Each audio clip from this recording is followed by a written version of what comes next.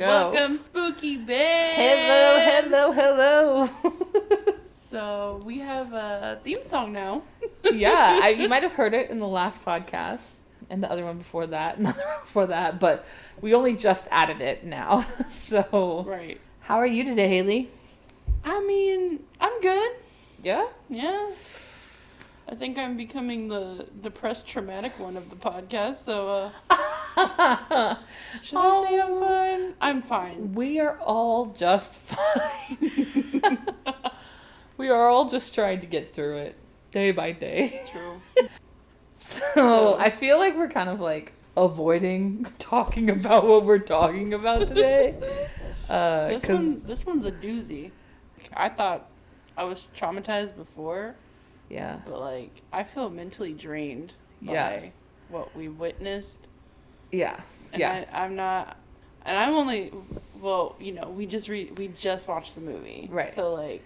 But you actually went in detail with, like, your research and shit. Yes. So, I only know what the movie has shown me. Yeah. There's definitely two different people in this podcast right now. It's someone who's only watched the movie and knows what the movie's about. There's someone who has researched in detail the whole true crime and then watched the movie, which it kind of just like melts your brain just a little bit. Oof. My brain already feels melted. Yeah. I know we talked about that we were going to do The Strangers, but that didn't work out for us like we wanted it to, so we got a... recommendation. Yes, that's the word I was looking for. I was like, I don't know why I was going to say description, but we got a recommendation from TikTok. Yes. The TikToker's username is The Nightmare Movies. He does a series where he does most disturbing movies, and lucky for us, we stumbled upon Disturbing Movies Part 6. Here's the thing. I feel like we didn't think it was going to be that disturbing. So, I agree. Normally when someone says, oh my god, it's so disturbing, or when it's like, scariest movie of all time, it's bullshit. Right. So, I went in thinking, oh, it's not going to be that bad. Right. This movie is fucked up. It is. And it's not like, it's not gory. It's not like there's a lot of murder insinuated in the movie, but the most like disturbing parts of it is that it's very psychologically draining. Yes. Because the person, we'll talk about him in just a minute. He's like a master manipulator. Mm-hmm. Like, aren't they all? We talked about a master manipulator before, I think, in the last true crime episode. We still haven't said what we're talking about. I know. What is I'm this? trying to avoid it. So this is true crime versus Hollywood. So we take a movie that's based on a true crime and we kind of dissect it. We go through the true crime story and then we go through the movie and see if there are any kind of differences. So the movie that we're going to talk about is the SnowTown Murders, SnowTown being one word. And it's the story of John Bunting, who is Australia's most notorious serial killer. It's notorious. Yes. Mm-hmm. Let's go into the story, the true crime story. Are you ready? I'm ready. Spooky babes. Just like... This is a major... Hold me in your arms right now. Okay, side note, major trigger warning.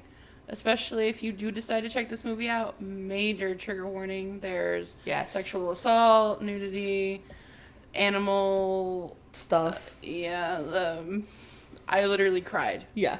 I cried. Yeah. There's animal abuse. Yeah. It's bad. Yes. Now, at the end it said no real animals were harmed in the making of the movie, which is great. Perfect, but... Did not like it. Still didn't make me feel any better because I had to witness it. Right. Hated it. John Justin Bunting was a ringleader, perhaps. I guess you could call him a ringleader. Yeah. Of a group of people who basically their mission in life was to like kill and torture pedophiles and gay people. Mm-hmm. And his like psych records aren't public because I guess maybe it's like an Australian thing, but I feel like in America we can access a lot of things about a serial killer from America, but his psych records weren't public. But his psychiatrist insinuated that he lacks emotion and the capacity to empathize, which is completely true. Mm-hmm. And if we go all the way back to when he was a wee little young lad, his favorite pastime was burning insects with acid. Mm. And then in his teen years, he was a neo-Nazi.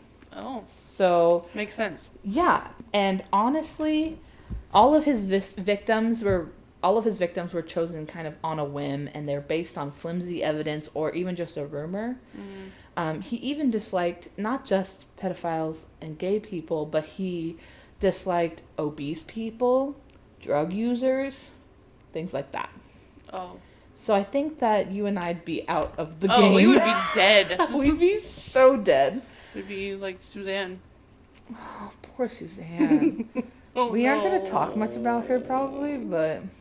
Okay, so I'm going to go through a list of people that we're going to hear about during our stories of murder.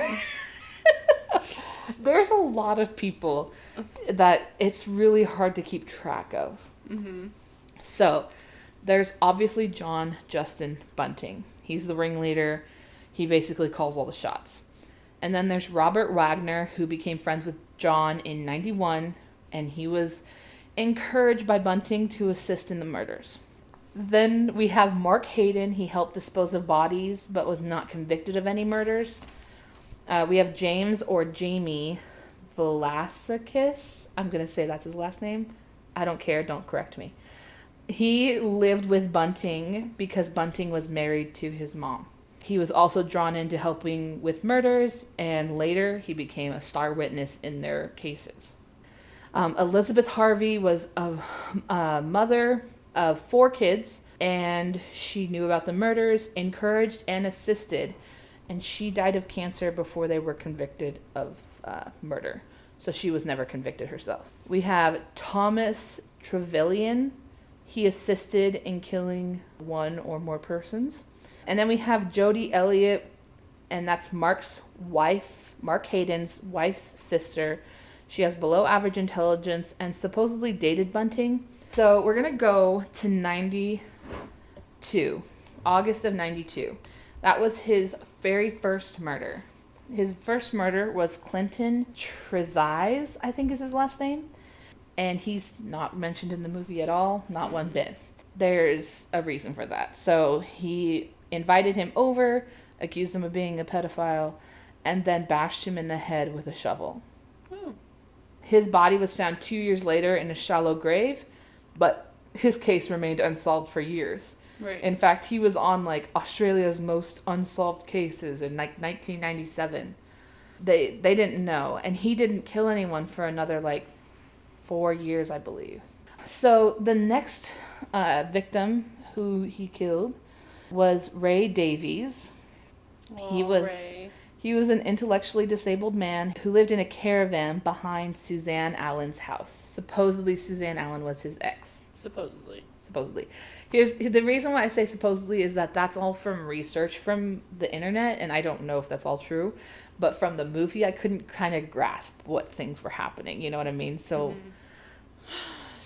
I didn't like Suzanne's character, so in the movie for 2 seconds of fame. Yes. In that movie. So in the movie, it's just this weird scene where she's explaining that Ray Davies is in the camper in the back, and then Wagner and Jamie are there, but then they're outside, and then you just see her getting naked. Yeah. In front of Bunting. Sitting on the couch, Bunting he's just sitting there man-spreading. He's fully clothed, right, not doing anything, and we don't see anything happen between them. That's it. That was it. She just strips. She naked. Strips, spins, and then the scene's over. Yeah. And I was like, we could have done without that scene. Right. What was the point of that? What was the point? She was found in 11 different bags in a garden behind Bunting's old house. They said her death was a heart attack, which I don't know anyone who's died from a heart attack and then people chop them up and put them in the backyard. Well, yeah, no. Supposedly there was not enough evidence to charge Bunting with her murder, so no one was charged. Her chopped up body in his backyard. Look, I'm not the judge. Don't look at me like that. I didn't do nothing. I know you didn't do nothing. I assume that maybe a chopped up body would have been enough. I would assume maybe they could have gotten some kind of forensic something off of it. But apparently not. So, the movie's so confusing. Very confusing, yeah. Like how you said with your character, or the actual people, and how it's hard to keep track. It was hard to keep track in the movie. Right. I was like, who is this person? Right. And then I would look at you, and then you would kind of know because you already did the research, so you'd kind of understand. Right. But not all the time. You were just like, I don't know. Like, I don't know who that is. Right. Because the film wasn't in, like, chronological order. It was kind of scenes of things all over the place that happened in his life during the murders. But none of it was chronological, and none of it was exactly the same as what I researched, which is why it was kind of confusing. So, Ray Davies was an intellectually disabled man, and he lived in a caravan behind Suzanne Allen's house. She accused him of making sexual advances on her grandson, and he was murdered by Bunting and Wagner in December of 1995. They cleaned and painted and sold his caravan and continued to claim his welfare checks. And so that's the second person, and he's already claiming people's welfare. So we kind of know that there's like a reason to why he's killing these people, other than the fact that they may be rumored to be a pedophile or a gay person. Right. And just for the money. Honestly, if you just want them, that's what I was saying when I was researching. I was like, if you just want their money, just say it. Like, right. If you don't make it seem like you're doing some type of social justice for at least the pedophile part. Right. The next victim, his name is Michael Gardner. He was an openly gay man. He was murdered by Bunting and Wagner in August of 1997, which was 2 years later. And Wagner didn't like him due to his sexuality, and Bunting had his friend Frederick Brooks impersonate him, demanding his belongings like his wallet so that he had access to his personal funds. His body was the first one to be put into a barrel in a bank vault. It was like a no longer being used bank that they stored these barrels of acid with bodies in them. So Michael was the first one to be put into one of the barrels. The next victim was Barry Lane. Barry, wonderful Barry. Oh, okay. He was actually in the movie. We didn't see anything about Clinton or Michael, I don't think, in the movie. But we did see Ray. We did that. That's what I was gonna say. The only openly gay person that died in the movie was Barry. Right. So Barry Lane, he was openly gay, and he was also a cross-dresser. And I mean, do you mean drag queen? Because I've watched all 13 seasons of RuPaul's Drag Race. Yes, queen. Supposedly, he was previously in a relationship with Wagner back when he was 13. But that was not touched on the movie. Wait. At all. Wait. Okay, seeing the movie and seeing who plays Wagner and then who plays Barry, they are completely different ages. That's why he'd be a pedophile. Because when Wagner would have been 13, Barry was 42 when he passed. He would have probably been 20 something. Oh, so he was a pedophile too, allegedly? That's what Wagner said. But did Wagner say that because he hated gay people? Right. Was it because Barry was openly gay, or did Barry actually have a relationship with Wagner when he was 13? We don't know. We'll never know because these people are dead. I don't know. It makes me feel differently about Barry if it's true, right? Obviously. I loved Barry in the movie. Right. He was like an informant in the movie. He told them all the people that were, obviously doing bad things in that Barry aspect. Basically brought to John and Wagner all the different pedophiles in the surrounding areas. Right. Yeah. So this is the one where Bunting forced him to call his mom and tell him he was moving and wanted nothing to do with her. Mm-hmm. Lane was supposedly, another reason why they killed him is that Lane was supposedly telling people about Clinton's murder, the very first one, and so they had to kill him. But again, I don't know if that was even true. After that, they took his car and his welfare check that he got, just like everyone else. He took their welfare check. Barry was found in the same drum as Michael. Our next victim, his name was Thomas Trelan. Do you remember him in the movie? No. No, you will though in just 1 second. Thomas Trelan was described as having psychological problems. He heard noises outside, and he'd run out with a knife. He lived with Barry and helped in his murder. And he wore army uniforms. Do you remember the guy just like mumbling in the background, talking about, in an army uniform, talking about being a sniper? Yeah. Oh my gosh. That's Thomas. And that's why when I saw him, I was like, oh my gosh. Because, like, I knew he was going to die, but we never saw him die. Like, he literally was just there for, like, that one scene. Yeah. Talking about snipers. Now, remember when Bunting asked Barry and he said, where did this guy come from? He goes, somebody has to have someone sometimes. So it's like Barry and him were kind of, I think, in a relationship. From what I could tell from that line. Yeah. Okay. But Thomas assisted with Barry's killing, and then they killed Thomas. Bunting murdered him. He was forced to go stand on a box with a noose around his neck, and they kicked the box out from underneath him. He was not stored in the vault, but and then when they found his body, they deemed it a suicide. And with the fact that he had psychological problems and he was, schizophrenic and all that stuff, that's just how it works. Oh my god. That was not in the movie. Not in the movie at all. We heard about him once and then, nothing. Yeah, he was just in this movie, just random people just pop up. And then I'm like, who the fuck are these people? Right, and unless you've read the articles that I've read, you really wouldn't know. Exactly. Which is confusing. Very confusing. Which I feel like a lot of other true crime stories do a way better at telling the story, and in not such an uneasy way. Our next victim is Gavin Porter. Gavin. Oh, yeah. He was a friend of Jamie Velasquez, and he lived with Bunting. Bunting referred to Porter as a heroin addict and a waste, and he didn't deserve to live. Bunting got really angry one day because he got stuck by a needle that was in the couch. Oh. That was Gavin's, and so he killed him. That set him off. Huh? Yes. Yeah. Gavin, as far as we know, didn't have any rumors of being a pedophile, had no rumors of being openly gay or even closeted.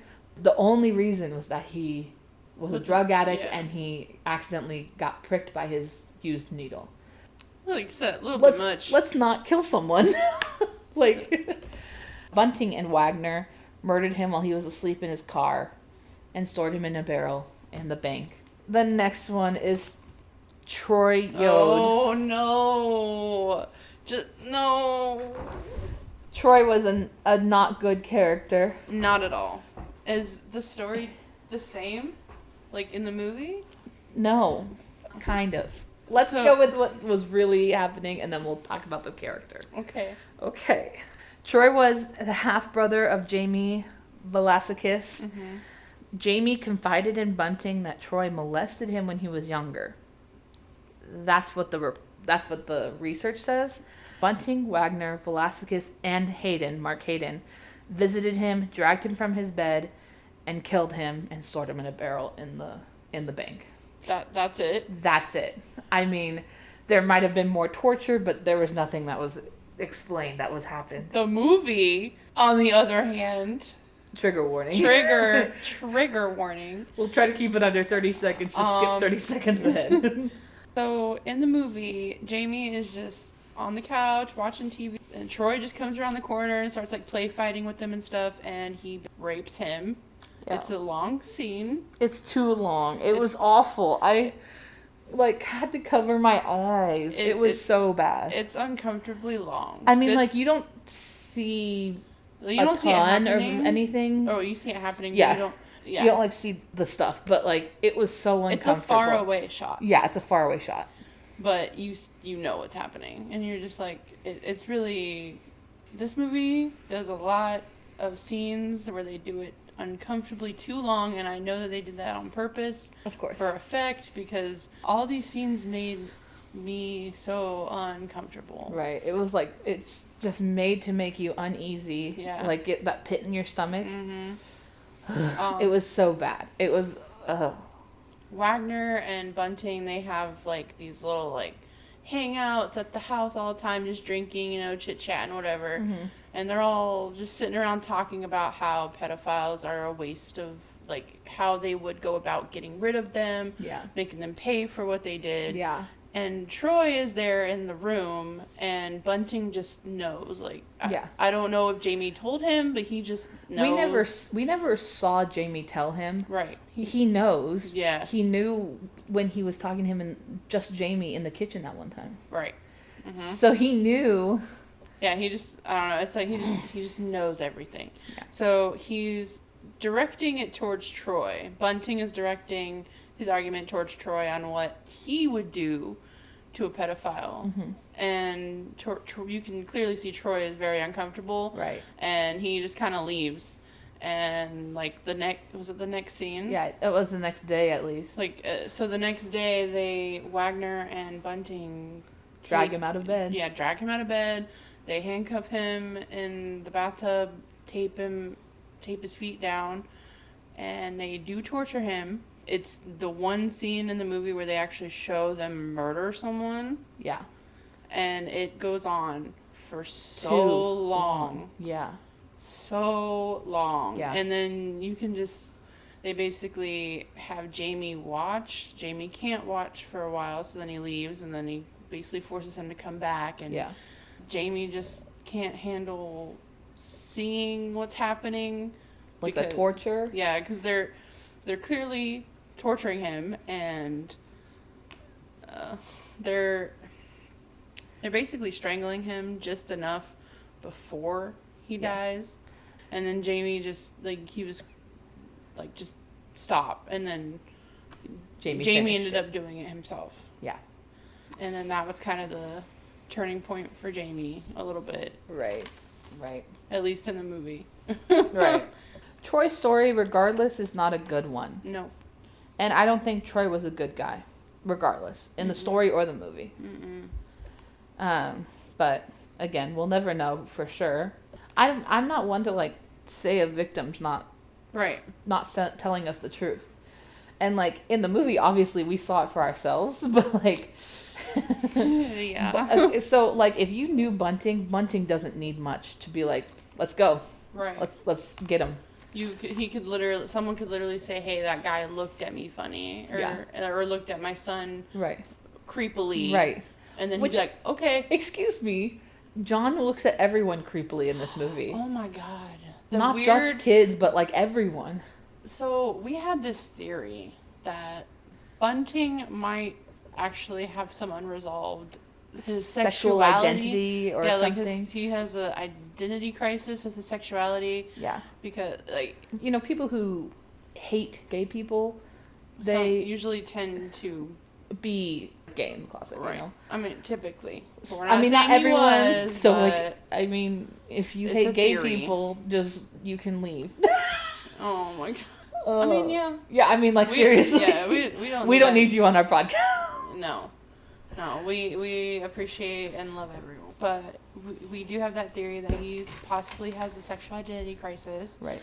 Like you said, in the movie, especially with Jamie, like he does take Jamie under his wing, like he's his son, but even with Alex, the younger brother, who's like 8, 9, and 10, like throughout the whole movie. Right. It's just really weird. Yeah. Like, creepy. Yeah. He, like, stares, and, like, I just don't understand. I mean, nothing happened in the movie, and nothing was reported that Bunting did anything. Right. I mean, in the movie, he just, like, looked at everyone, not just the kids, but, I mean, especially Jamie.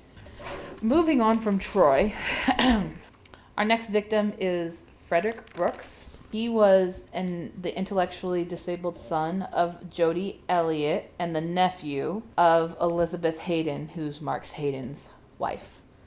So the accomplice. One of them. Yes. Mark was the accomplice, yeah. Yes. So it's Mark, his wife, and his wife's sister. This is her son. He was, like I said, intellectually disabled.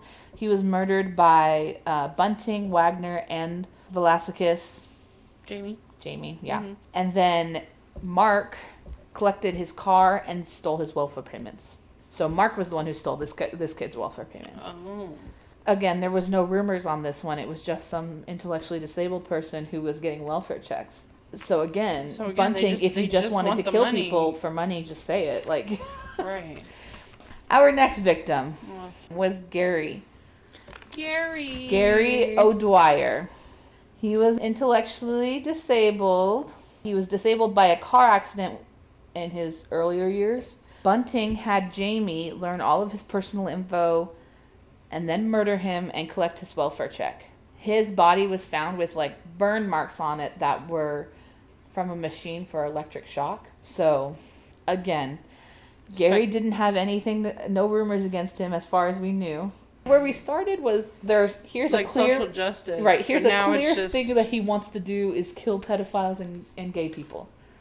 And he thinks that that's doing his work or whatever, you know? But now he's just moved on to disabled people. To get their welfare checks. Get their welfare checks, obviously. Again, like, in the movie, Gary is literally, like, a 20-second scene. Yeah. And I didn't even know who this was until I remembered from what you told me a little bit. The scene literally consists of Jamie and Bunting in the car. And Bunting is like, what's his name? Gary. Yeah. Anyone gonna miss him? I don't know. Right. And then it goes to them, Jamie being in Gary's house, and Gary showing him his, like, 3-month-old snake, and they feed the snake. Right.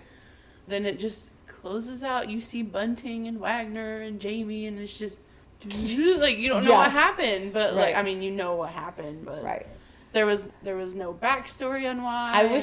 I wish there was more, less creepy long scenes and more story in this movie, because this story is crazy. Like, the story itself, it didn't need all the creepy long scenes to be creepy. Like, Bunting was awful all by himself. Right. He made a creepy story all by himself. So, I'm just saying that, like, we could have used a little bit more plot line to why you're gonna, or if you kill someone. Because, like, some people had, like, that weird, like, closing out scene, and some people didn't. It was very strange, and you're gonna be very surprised at the next person who the next victim. Oh, am I? I think so. Okay. Our next victim is Elizabeth Hayden, Mark Hayden's wife. Okay. In the movie, her name is Verna. I know. I think it's because they didn't want to get mixed up with Elizabeth the mom. Yeah, the mom. And they Elizabeth kept calling her Liz, the mom. I know, but they could have just went Liz or Lizzie, and then the other one being Elizabeth or something. Right. I don't know. She was such a small character, you didn't really see her face anyway, the wife, so. Right. Yeah, and the movie, her name is Verna. Right. She was our second to the last victim. She was the only female victim. And besides Suzanne. Well, okay. Stop bringing up Suzanne. I feel like you have this, like, kindred spirit with Suzanne for some reason. Like, all right. So she was murdered, and her husband helped conceal the body. Marky Mark. Till death do us not part. Right? Her brother actually reported her missing, though, which, yay, brother. Thank you for reporting someone missing. I mean, I feel like the reason why he got away with so many is that he targeted people who didn't have a family. Right. Who were basically wards of the state. No one was going to miss them. No one was going to report them missing. And the investigation that occurred led to discover the 8 bodies stored in the barrels in the bank. Oh. Which then blew up the whole thing. Oh, okay. And so from her investigation, they arrested Bunting, Wagner, Jamie, and Mark. But before they got arrested, they were able to sneak one more in.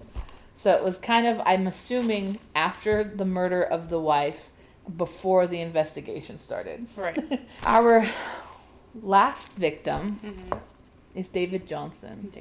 David. David was lured by his stepbrother, Jamie. Oh, yeah. See, now you're like, wait a second, what? That's why he was in the movie, but like, I was like, who is this boy? I know. Who is this man? I know. They never explained it. Yeah. David was lured by Jamie to the bank in SnowTown, where the bodies were. Bunting called him the F slur, and he was not gay. He had a girlfriend, like in the movie. Yeah. Wagner supposedly grabbed him by the throat and strangled him. They made him provide his bank information for his his PIN number so that they could get access to his account. So when they went to his bank to access his account, they left him there. They were unsuccessful at getting into the bank account, so they came back, and when they came back, he was already dead. He must have died from the wounds that they had already inflicted on him. They beat him up, called him an F-slur, strangled him a bunch of times, probably just like they did with Troy. So when they came back, they dismembered his body and even ate parts of his flesh. They're cannibals now? I know! They not one part in any of the other stories do they mention the fact that they've eaten flesh, but they ate part of David, and they made a point to make sure that it was noted. I think it was more of a ceremonial thing. They cut off a piece of his flesh, fried it up, and ate it. Oh, so they're a cult too. Got it. I mean, Bunting is basically a ringleader of a cult. I mean, if you look at the definition of what a ringleader of a cult is, that's Bunting. That's not in the movie, by the way. Yeah, none of that's in the movie. In fact, the movie ends right when David gets lured into the bank. Right. The end. Shut door. Yeah. That's it. I was I was watching that and I was like, are the credits gonna roll right now? I'm sorry, are the credits gonna roll right now? Yes. Yes, they did. Yep. By the way, this movie is 2 hours. It's 2 hours too long. So, because Bunting and Wagner, Jamie, and Mark were all arrested at that point, Bunting and Wagner were tried together, and Bunting was found guilty and convicted on 11 counts of murder. Thank goodness. He is currently serving 11 consecutive life sentences in prison, and he was sent to prison on September 8th of 2003. 2003. Wow. You know, just about 18, 17 years ago. Jeez, that's a long time. All right. Well, he's got 11 life sentences to serve, so I don't think he's getting out. He has 0 chance of parole. Mm-mm. That's all great. That's perfect. Hayley, would you like to know what kind of tools were in his bank vault? There was tools? So the torture tools that he had at the bank, which I'm assuming he used on David, which is why he died when they went to go check his bank account. Yeah. Knives. Okay. A bloodstained saw. Oh. A double-barrel shotgun. Coils of rope. Rolls of tape. Gloves. Cloths. And then an electric shock machine. Like from what they found on Gary. Yes. So they describe Bunting as this charming, nice, can get people to do what he wants. And he can. Master manipulator. Exactly. He's a master manipulator. He even had this, we saw it in the movie. It's called a spider wall, and it's, if you ever see, Criminal Minds, it's, where they have pictures up and, string attached to, it's a crazy person's wall. If you're on Criminal Minds, it's a little different. But if you're a regular person in your house and you have a spider wall somewhere that has, pictures and pins and rope, tying things together, that was actually real. He did have that in his house, supposedly. That's all I'm saying. That's the story of the SnowTown. Story. That's the true story of the SnowTown murder. It's either Australia's worst serial killer, Justin Bunting, the SnowTown murders, or the Bodies in Barrels murders. Those are all the different titles for this one. I like the SnowTown murder. SnowTown murders makes sense. Yeah. It's the town where the bank was and the. Jeez, that's crazy. Yeah, it's pretty bonkers. The only thing I wrote about the movie was hate, double hate this movie. And that was at the dog scene. Oh, okay. And that was near the beginning. Yes. Okay, so the movie... We've talked a lot about the movie already, but we have more. I mean, yeah, so okay. Okay, the movie, it's a good movie. I think that the actors were good. Oh my god, the actors were great. Actors were great because you thought that you were watching legitimate scenes that actually happened with Bunting and Jamie. Yeah. I thought they were the real people. Right. They're not well-known actors. Fun fact. Fun facts with Hayley. The only actual there's only 2 actors in this movie that had any history of acting at all. Oh, yeah. And that was Daniel Hinshaw, who played John Bunting, obviously. Right. And Richard Green, who played Barry. Oh, Barry. I really liked Barry in the movie. Mm-hmm. And I hope that those other things weren't true. Right. Those are the only 2 actors. The rest of them were just locals from the town. That the actual murders were in. Like, they... Crazy. Even Jamie? Yeah. Jamie was great. Those crying scenes? Seriously, like... Oh my god. He would, like, well up with tears, and then all of a sudden, like, 5 different teardrops would come down, snot out of his nose, like, it was legit crying. Mm-hmm. He had, like, tears pouring out of his eyes, like, he probably put... I mean, maybe. But, like, it wasn't, like, cringy. Like, no, it wasn't cringy at all, like, no. He looked traumatized and devastated. And his whole life was traumatizing. And he went to jail, too. At the end of the movie, there's like there's like facts. Hayley's fun facts. Not my fun facts. But at the end of the movie, they have like the fun fact or the little facts about the true crime and everything. And I remember it saying in 2025 that Jamie will be up for parole to possibly be released back into the public. And I don't know.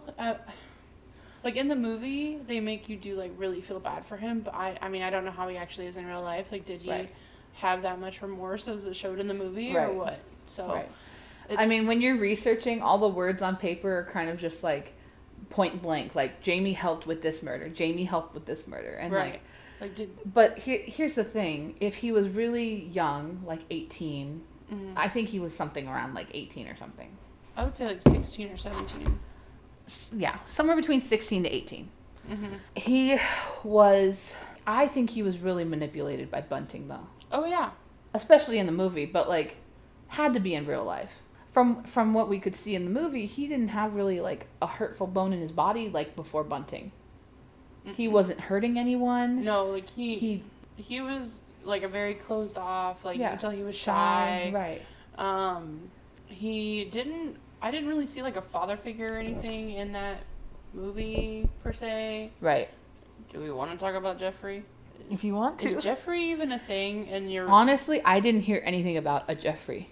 But I didn't go into, like, deep about Jamie himself. Mm-hmm. There might be more information about Jamie or James. He was called James in all the research I had. But there was nothing about a Jeffrey at all, period, in any of my research. I don't know. But I didn't get a lot of Jamie's life. Because he was probably a minor for a lot of this, and a lot of minor stuff isn't public record. Yeah, no. Mm-mm. Now, Jamie was in real life, Jamie was a star witness in Bunting and Wagner's case, which makes me think that he is remorseful. Right. For his, like, things that he did or that he was forced to do, and that he didn't want to. I think that with a great psychologist to review him and make sure that he is good because of all the trauma he's had, I think he was really manipulated as a minor to, like, do all of that. Right. And Bunting, because he married his mom, was kind of like a father figure to him. Yeah, he really was. The movie's called The SnowTown Murders. Yes. Obviously. It got a 6.6 out of 10 on IMDb. Really? Yeah. It's higher than I thought. Really? Yeah. Well, it got a few awards, too. Nice. But it was released officially on March 2nd, 2012 in the U.S. Directed by Justin Kurzel. It was his directing debut. Nice. Yeah. Justin, less creepy scenes. Thank you. Oh, my God. Yeah, Justin won't listen to this. He's clearly listening to our American podcast. You can hear an American podcast in Australia, mate. Kathryn! Since they did all have accents, it was a little hard to fully understand what they were saying. You know, the lingo and everything that they were saying. Even the captioners. Even the subtitles didn't understand what it was saying because it would say the line. So it would be like, thanks, mate. And it would say that. Yeah. And then the next line would be like, a little bit mumble. It would literally say the word mumble in parentheses because they didn't even understand what it said. And I'm just like, these subtitles are not helpful. Like, at all, but I thought that was funny. But yeah, it was written by Sean Grant. I wrote the synopsis down about the movie, even though I already know what it's about. But it says, a charismatic but violent predator takes his girlfriend's son under his wing and makes him an accomplice in a murder spree. That's a really good synopsis. Mm-hmm. I would never have come up with something so concise. Like, personally, I would have been like, so this guy, Bunting, he was like, that's why I can't write movie synopsis. Literally spoilers to the entire synopsis. You literally just read the movie. And then Bunting says, and then Jamie said. The movie was adapted from 2 books, Killing for Pleasure and The SnowTown Murders. The budget for this movie was estimated to be $2 to $3 million. Holy crap! Estimated. But in the box office, it only made $1.3 million. Only pocket change. I guess that's a lot of money, and it wasn't that good. I mean, like, for $3 million, would you think that maybe there'd be like better cameras? I mean, I didn't think it was that bad. Like I said, I feel like it's mainly like atmospheric and everything because the shots were beautiful, but like especially the open field like in the beginning. Right. So they had a lot of beautiful shots, but it was on top of that there was the creepy music. Right. And the thumping, like I don't know what it was with the rhythmic thumping because that's what the subtitle said. Yeah. The rhythmic thumping, it just gives you like this like uneasy like feeling, and it was just after they insinuated that they murdered somebody, it was the same every time. They would show like down a hallway, and you would just see them sitting in a room, like in the doorway right there, and it was all sped up, and it's like sped up, and then they were like kind of like shaking and everything, and it just added like this like crazy like psycho thing and like unnerving. And I dig it. Like it made it. It definitely did the job. Like it worked. He wanted it to be real uneasy and like real creepy, and he made a real uneasy, real creepy movie. Right. It worked. A little bit about Kurzel. It was his directorial debut, as I said. He did have a short film before that called Blue Tongue, and it was shown at the 2005 Cannes Film Festival. We went over John Bunting is played by Daniel Hinshaw. And Jamie is played by Lucas Pittaway. Loved him. He's great. Yeah. I bet he's a good actor now. I haven't checked him out or anything. Yeah. But, like, I hope he got some more acting roles after that because he was really good. Daniel Hinshaw was really good, too. Yeah. Like, he embodied that really well.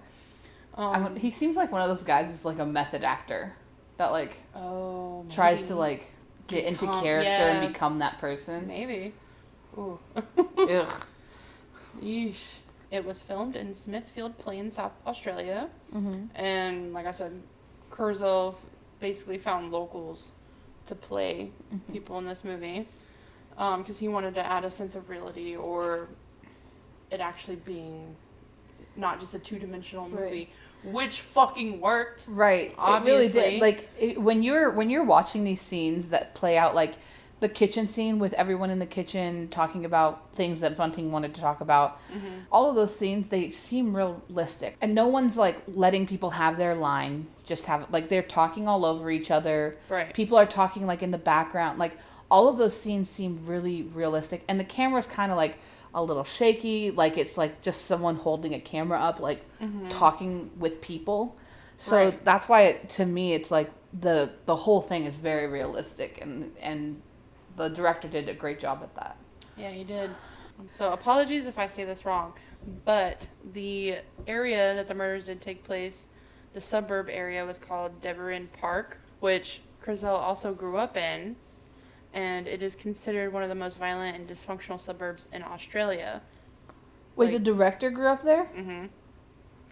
Yeah, and it's a really bad neighborhood from what I read, because even emergency vehicles fear going there without police escort.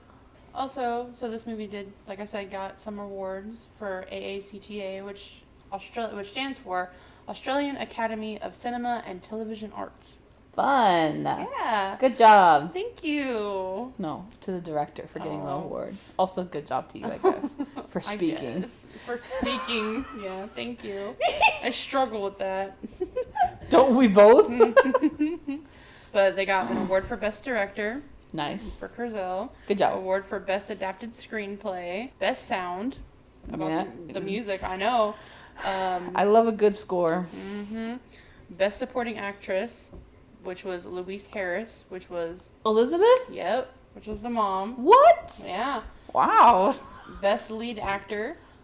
Bunting? Yep. Oh, Daniel Hinshaw. yay. And then Best Editing. So, you're telling me Jamie didn't get an award? No. Not from what I could see. I was like... That's Jip. That's ripoff. When I saw Best Supporting Actress, I was like, but it's a female. Right, so, but could it... Maybe couldn't have gotten Best Supporting Actor. I don't know. I don't know. But again with the movie... Guy who played Jamie, if you're out there, you deserve an award. You deserve an award. You get a Spooky Babes award. He's in jail, so never mind. Oh, he is. Oh, no, not the actor. I mean, you deserve a Spooky Babes award from us. Oh my gosh.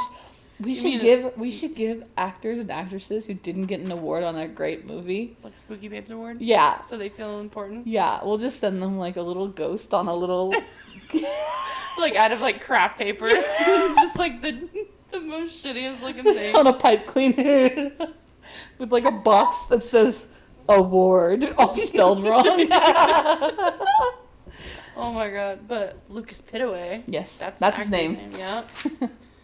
He's so cute. He is really cute. He's cute.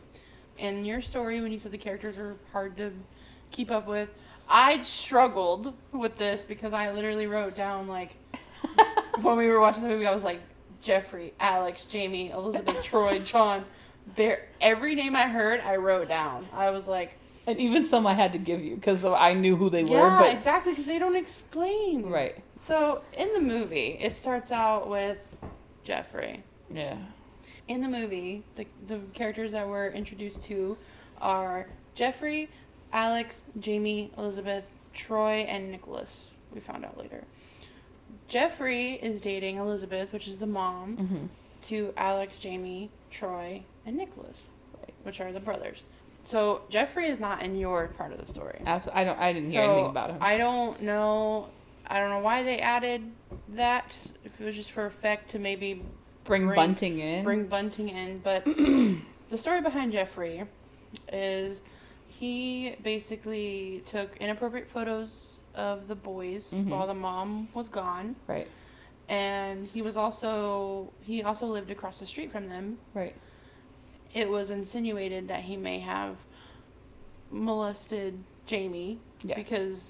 And then we see Barry come in to tell Elizabeth, the mom, he just goes, I have something to tell you. Right, and then we move back to the kids watching TV. Yeah, and then the kids are watching TV. Right. And then she just goes, they're eating breakfast.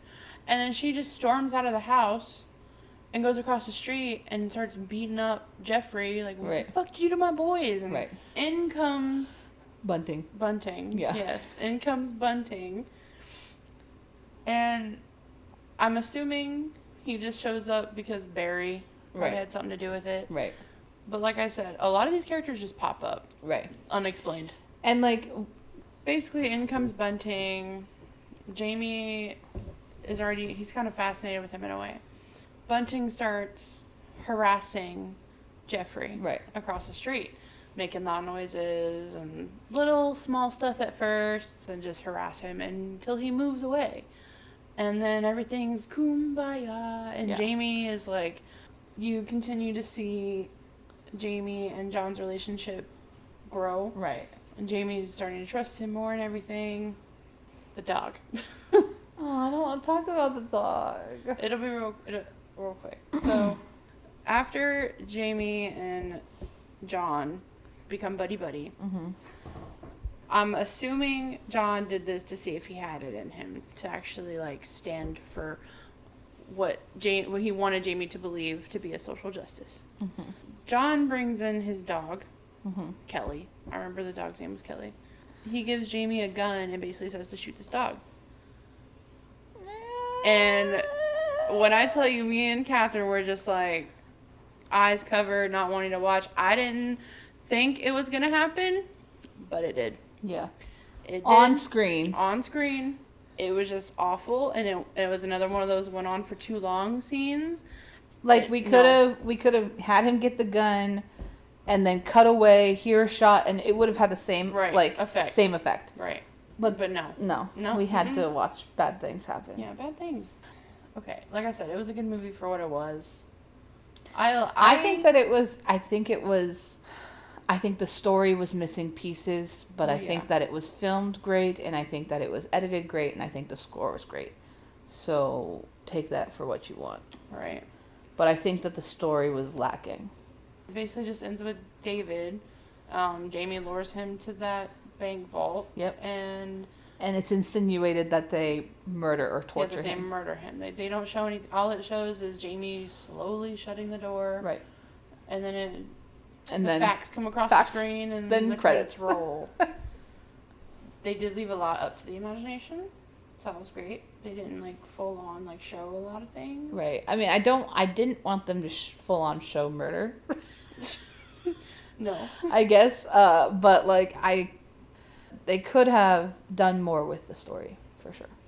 When I was looking up facts or information about this movie, they did have to go through a lot of legal stuff to even be able to make this movie. Oh. So I'm thinking maybe that's why they changed some of the stuff, you know? Right. So it wasn't exactly what happened. Yeah. What I was realizing is that they meshed a lot of the murders together. Mm-hmm. So because we didn't see 11 people being insinuated that they were killed at all. Yeah, it was 4. It was 4, and they had meshed a lot of the stories of each victim into those 4 people. Mm-hmm. The voicemails to the mom and all of that stuff. That's probably it probably has something to do with Australian law. Probably. I'm unfortunately not a lawyer in America or in Australia. What a shame. What a shame. I think they make big bucks. I'd love to go to Australia. I would love to go to Australia, but I'm afraid of flying internationally. Yeah. Over big water. That was our story, our true crime versus Hollywood. I guess there was a lot of similarities, but obviously they're not going to be exactly the same. Right. I mean, this is a documentary. Right. And we're trying to steer clear from documentaries just because they're obviously going to be telling you the same story that I'm going to tell you. So right. I want to see the over-exaggerated shit. That's why. That's why I was like, let's do something like this. Right. And with true crime, it doesn't always have to be murder, so we could go through anything. You were talking about the bling ring? Right, the bling ring. So when we do research for our episodes or whatever, we each have our own notebook. And I love stickers, and I bought so many stickers. She bought an unimaginable amount of stickers, which was so fun. A mixture of my aesthetic, which is death and horror and just spooky things, and and then I have my animes, which I got a Tokyo Ghoul sticker pack, and then my Demon Slayer, which I haven't finished that page yet, but I got a little Nezuko poking out from the pocket of the notebook, which is cute. And then I got us best friend stickers, which we did it together, where we put the stickers on our notebook to where when they connect. Yeah. When we put them together, they connect. We're visually showing you, and I know that this is not a visual. We're visually showing you over audio. Yeah. But we will take a picture of our notebooks and put them on our Instagram post. That's fine. And mine I obviously have a best friend page for, my podcast host, Hayley. But Hayley got me a pack of my favorite flower, which is a daisy. Mm-hmm. So I have 2 pages full of daisies. I mean, I wouldn't mind having different stickers other than just daisies, but I didn't buy the stickers. I know. Well, I didn't think that. Well, yeah. I thought, I'm going to put a few of them. Yeah. But not the whole. We put all of them on our I literally put all of them. Yeah. So when this book is done, we're going to have to get new stickers. And a new notebook. And a new notebook and decorate it. We can also decorate it with something other than stickers. Well, I hope you liked this kind of true crime versus Hollywood movie kind of thing. Yeah, kind of thing. I don't know if we got the format down pat yet. No. We might kind of, adjust. It's a test run. Right. If you guys have any movies that are based on true crime stories, if you go to Twitter or Instagram, our Twitter is For the Ghouls, and our Instagram is Saturdays Are For the Ghouls. Or you could even go to our Facebook page, Saturdays Are For the Ghouls, and let us know of any true crime movies, not documentaries, but movies that are based on a real true crime that happened. If you have any of those that you want us to check out, send us on one of those platforms so that we can maybe look at it. I feel like we could we'll shout you out. Sorry. Yeah, give you a shout out. Shout out. I feel like we could also do because a lot of the paranormal movies are based on true events. Right. Yeah. So, spooky babes, I hope you had a great week this week, and I hope you have a great week next week. And we'll see you next Saturday as you lay your little head down to sleep tonight. I think that we will see you in your nightmares. Bye, guys. Bye-bye.